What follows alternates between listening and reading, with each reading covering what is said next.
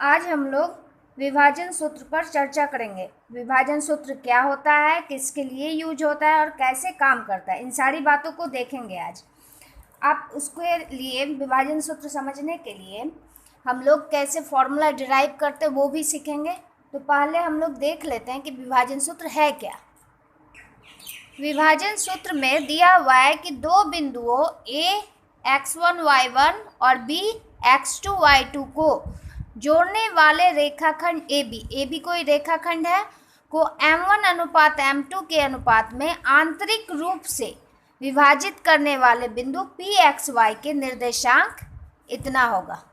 xy के जगह पे हम लोग लिख सकते हैं निर्देशांक निकाल के m1 x2 plus m2 x1 by m1 plus m2 x वाले का निकल रहा है यहाँ पे, तो पहले x वाले को लिखें, फिर यहाँ पे देखिए y वाले का निकल रहा है इसलिए y वाले को लिखें। अब ये कैसे निकल रहा है ये विभाजन सूत्र, ये हम लोग आगे चर्चा करेंगे। यहाँ पे देखिए बोला गया है कि दो बिंदुओं a x1 y1 और b x2 y2, यहाँ देखिए x1 इस तल पे xy तल पे x1 y1 यानी पॉइंट कहाँ होगा, a पॉइंट यहाँ पे होगा a x1 y1 और b x2 y2, x2 यहाँ y2 यहाँ, यानी कि b पॉइंट कहाँ होगा, यहाँ पे होगा, b हो गया x2 y2। अब इस दोनों पॉइंट को मिलाएंगे तो क्या बनेगा, एक रेखाखंड बनेगा AB। रेखाखंड AB को m1 अनुपात m2 के अनुपात में आंतरिक रूप से विभाजित करने वाले, आंतरिक रूप से मतलब इस रेखा के अंदर होगा विभाजन, और कोई पॉइंट मिल रहा है, कोई बिंदु P मिल रहा है यहाँ पे pxy। अब पता नहीं P का निर्देशांक क्या होगा, x क्या है y क्या है पता नहीं, लेकिन इसका हम लोग को पता है इसलिए हम लोग लिख दिए x1 y1 x2 y2।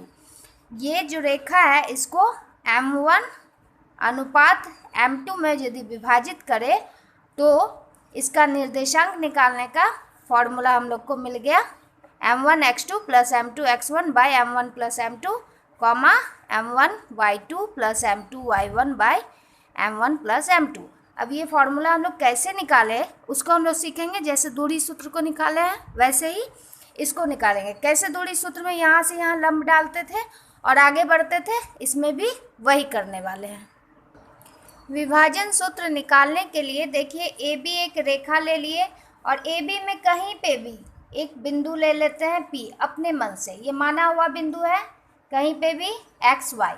अब बोल रहे हैं कि AP जो है M1 है, AP की दूरी, और BB जो है M2 है। ये रेखा जो है उसको बिंदु P M1 अनुपात M2 में विभाजित करती है। इस सूत्र को प्रूफ करने के लिए, निकालने के लिए हम लोग यहाँ पे क्या करेंगे, एक लंब डालेंगे। A से x1 पे एक लंब डालेंगे, B से x2 पे एक लंब डालेंगे। देखिए यहाँ पे लंब डाल रहे हैं, ये एक लंब और ये एक लंब डाल दिया। उसके बाद क्या करेंगे, इस बिंदु से भी एक लंब डालेंगे। तो इस बिंदु से एक लंब डालने के लिए यहाँ से यहाँ पे x रेखा पे एक लंब डाल दिया। अब हम लोग क्या कर रहे हैं, यहाँ से लेके A बिंदु से लेके हम लोग इस रेखा पे लंब डाल रहे हैं। यहाँ पे ऐसे, यहाँ एक 90 डिग्री बन रहा है और यहाँ से इस पे लंब डाला जा रहा है, यहाँ 90 डिग्री बन रहा है। और हम लोग का ये रेखा जो है M1 है और ये रेखा है M2।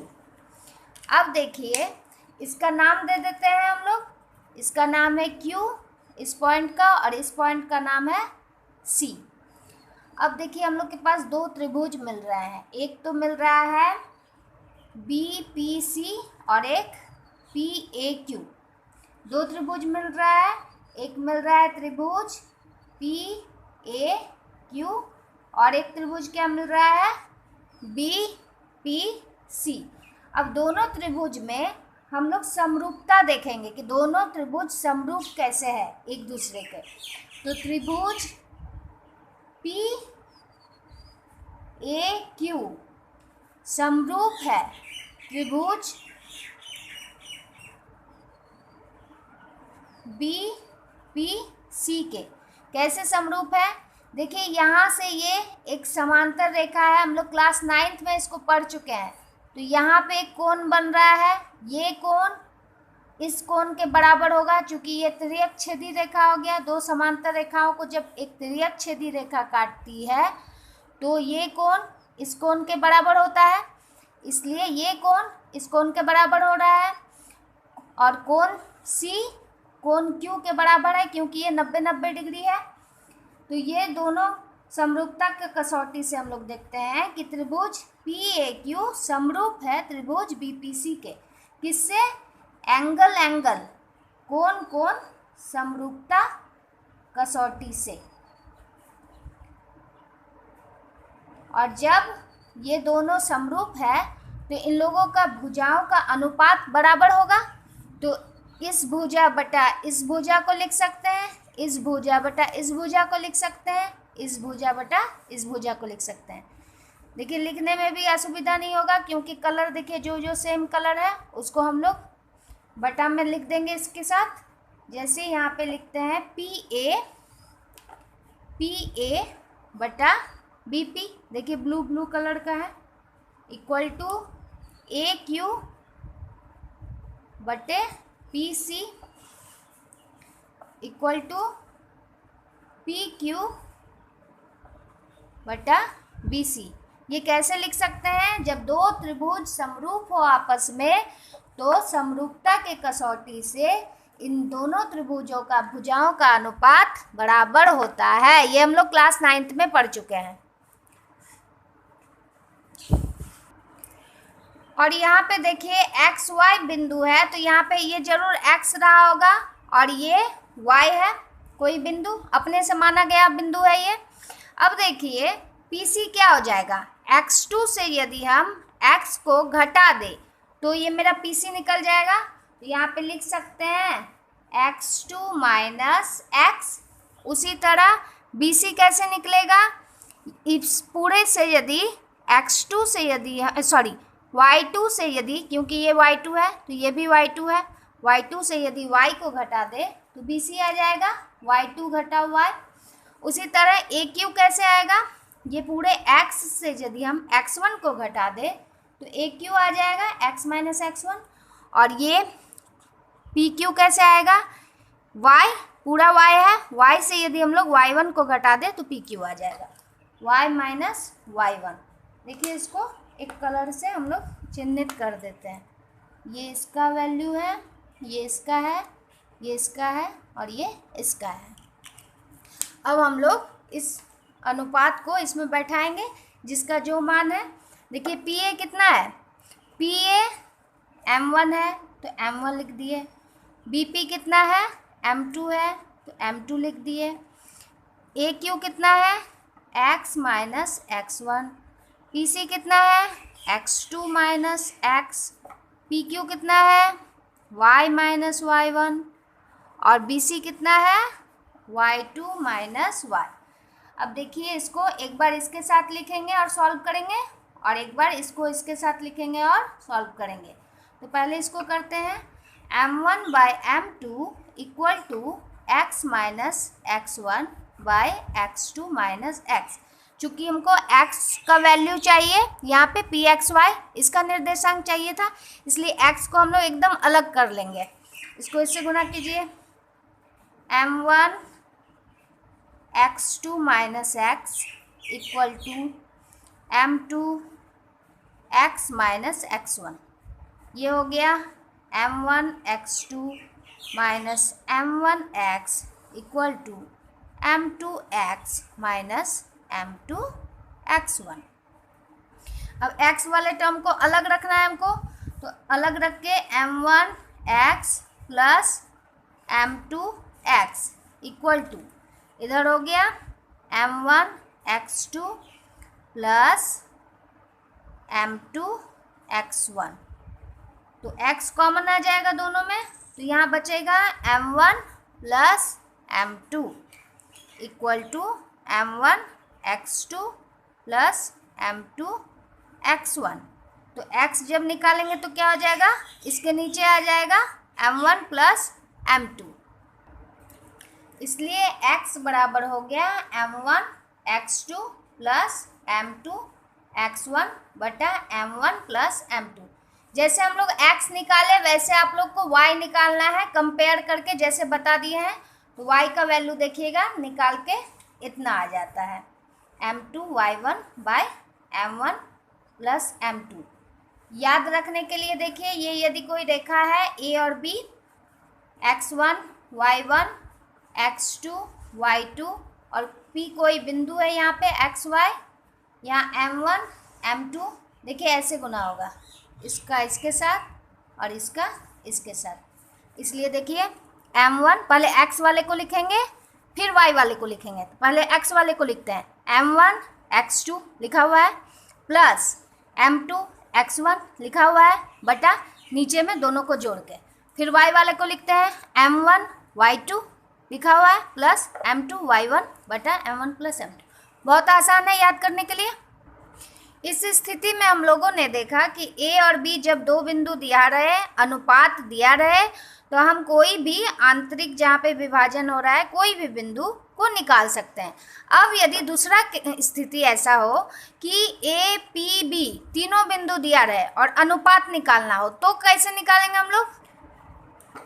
जब तीनों निर्देशांक दिया रहे और अनुपात ना दिया रहे तो उस समय हम लोग उस अनुपात को k अनुपात 1 मान लेंगे। हमेशा याद रखिएगा k अनुपात 1 मान लेंगे।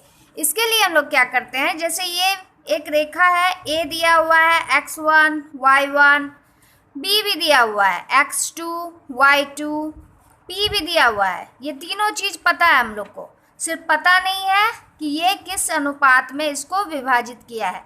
तो उस हिसाब से हम लोग k मानेंगे इधर और इधर 1 मानेंगे कि k अनुपात 1 में।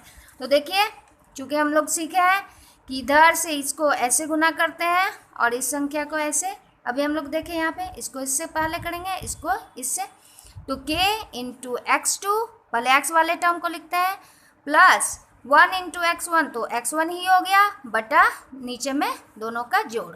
उसी तरह फिर y वाले टर्म को लिखेंगे। आइए कुछ उदाहरण देखते हैं। देखिए इस सवाल में उस बिंदु के निर्देशांक ज्ञात कीजिए। देखिए हमको निर्देशांक निकालना है। बिंदु दिया हुआ है 4 - 3 8 5 को जोड़ने वाले रेखाखंड को आंतरिक रूप से विभाजित करती है और अनुपात दिया हुआ है 3:1। यानी हम लोग को m1 m2 पता है, a b भी पता है, p निकालना है हम लोग को यहाँ पे। तो हम लोग ऐसे लिख सकते हैं a 4 - 3, b यहाँ पे हो गया 8 5, p हम लोग को निकालना है, कोई पॉइंट p निकालना है हम लोग को। और यहाँ विभाजन हो रहा है 3 और यहाँ पे 1। और हम लोग को क्या पता है, x वाले को निकालने के लिए हम लोग क्या करते हैं, इसको इससे गुना करेंगे और इसको इससे गुना करेंगे। ये हम लोग जानते हैं फॉर्मूला के हिसाब से। ये यदि m1 है और ये m2 है तो फॉर्मूला लिखिए क्या होता है, m1 x2 plus m2 x1 by m1 plus m2। इसको गुना करके लिखे, देखिए 3 8 24 लिख देते हैं वैल्यू, प्लस m2 है 1 और x1 है 4, यहाँ m1 है 3 प्लस 1 लिख दिए। 3 8 24 प्लस 4 बटा 4, ये हो गया 28 बटा 4, 4 7 28। यानी कि x हम लोग को निकल गया, क्या है x 7 है। अब हम लोग y निकालते हैं।